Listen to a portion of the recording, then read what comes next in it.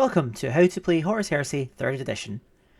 In this video we are going to be looking into the Rout Sub-Phase. The Rout Sub-Phase is the final part of the movement phase and comes immediately after the move sub-phase and right before the shooting phase. This sub-phase is where units that are routed and in disarray will fall back to their deployment zone in a bid to escape danger. It's also the phase that may see units in your army flee the battlefield completely. This sub-phase is distinct from the move sub-phase, and as such, no enemy reactions are possible during it. During your games of Horus Heresy, your troops will come under assault by many terrible, esoteric and downright horrifying forces, and as such can suffer from various tactical statuses that severely impede their ability to fight. The most devastating of these tactical statuses is the routed status. This status represents a unit suffering such a devastating and catastrophic assault that they must fall back from the front line in order to attempt to regroup. When routed, a unit is dramatically less effective than normal. A routed unit suffers from the following rules. All shots the unit makes while routed are snapshots, as their flight leaves little time for aiming or precision. The unit cannot make any reactions if they come under further assault in any phase while routed. They are too focused on retreating. A unit that is routed cannot move in the move sub-phase and remains pinned to the spot. A routed unit can never attempt to charge or assault an enemy, and if they themselves are charged then they count as having an initiative value of 1. At the end of that combat, the unit will automatically fall back as if they had lost the combat, regardless of the outcome of the actual fight itself. Routed units never count as stationary. A routed unit can never control or contest an objective. And finally, a routed unit must always fall back in the rout sub-phase. Note that a routed unit can have no other tactical statuses applied to it, and if it had another tactical status applied to it prior to becoming routed, then this is immediately removed. This is all incredibly debilitating, and a single unit becoming routed can devastate a well-laid plan of action. Units can become routed from several different sources. A unit becomes routed if it fails a panic test. Panic tests are usually inflicted by flame weapons, phosphex and particularly terrifying opponents. Watch out for Death Guard, Dark Angels, Salamanders and Demons. A unit becomes routed if it loses 25% of its models in a single shooting attack. Note, this 25% is to a singular shooting attack made by another unit, not shooting attacks made by several enemy units. And finally, if a unit is defeated in close combat and fails a leadership test in the resolution sub-phase, then it is immediately routed and must flee from the enemy. Some units in the game may have other methods of inflicting the routed status, and if so, these will be covered in their special rules. Routing a unit is an incredibly powerful tool in your arsenal, and you should try and be prepared for your opponent to use similar against you. If at the start of the rout sub-phase you have any units on the table that have the routed status, then they must immediately fall back. This includes units who have just fallen back from combat in the previous turn, meaning that a unit falls back twice over a very short span of time. When falling back, the controlling player does not decide how and where the unit moves, instead they must use the following steps.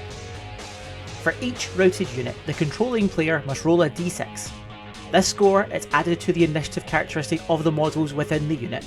This total is the distance the models must move in inches.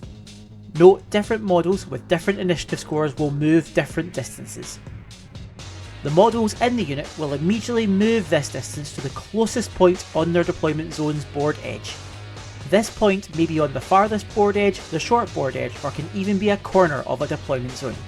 If a mission does not use deployment zones, then the models instead fall back to the nearest point on any board edge. For example, this squad of tactical marines is routed. In the rout sub-phase, their controlling player rolls a d6 and adds it to their initiative. The player scores 5, which is added to the initiative of 4, which totals 9. This tactical squad will fall back 9 inches toward the nearest point of the board edge in their deployment zone. If a model moves through terrain, then the normal 2-inch penalty is applied to that movement.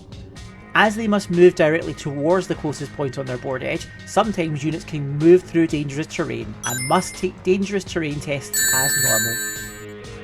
If the models in a unit encounter an obstacle, such as impassable terrain, then they must move around it and towards the nearest point on the board edge by the quickest means possible.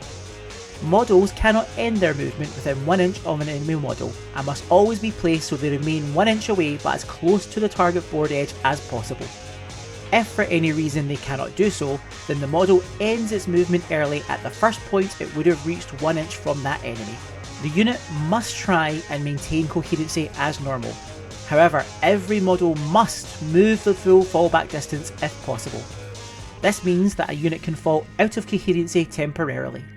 If this occurs, then the unit does not gain the suppressed status as it normally would, and instead simply continues to fall back until it either hits the board edge or removes its routed status. If it removes the status, then the unit must attempt to come back into coherency in the following move subphase. If it cannot, then it would gain the suppressed status. If at any point in the Rout Sub-Phase, a model from a routing unit comes into contact with the targeted point on their board edge, then the model immediately stops there. Once the rest of the unit has completed their movement, then the unit has one last chance to re-enter play or risk fleeing from the battlefield. The player immediately takes a leadership test on the unit, rolling 2d6 and attempting to score equal to or under the unit's highest leadership value. If the test is passed, then job's a good one. The unit immediately loses the routed tactical status and instead now gains the suppressed tactical status. This means that while the unit is back under the player's control, they can now only fire snapshots until they can remove the new tactical status. If the test is failed, however, then the unit flees and is immediately removed from the table. For all intents and purposes, the unit has been wiped out and counts as casualties. Becoming routed can seriously impact your game, however there are several steps you can take to try and mitigate its effects. You can have a character with high leadership, such as a Praetor, an Archmagi or a Legate Marshal, join a unit, allowing the unit to use the character's leadership value to try and avoid routed more effectively. If a unit has the routed status, then equipping them with a Nuncio Vox can also help to try and remove that status. Certain traitor units such as demons or true believer units can gain the special rule Malefic, which essentially makes them immune to all tactical statuses, meaning they will never flee, but will instead lose wounds instead of taking statuses. Mechanicum armies have access to a wide variety of automata units which are effectively immune to all statuses, however because of this they cannot score normally. In order to score normally they would need a character such as a Tech Priest or a Magos to join them. However, do be warned, the Magos and Tech Priest can be statused and would impart the status effect onto the unit that it has joined. And that is the basics of the Rout Sub-Phase. Any questions or feedback, please leave them in the comments below. And thank you very much for watching.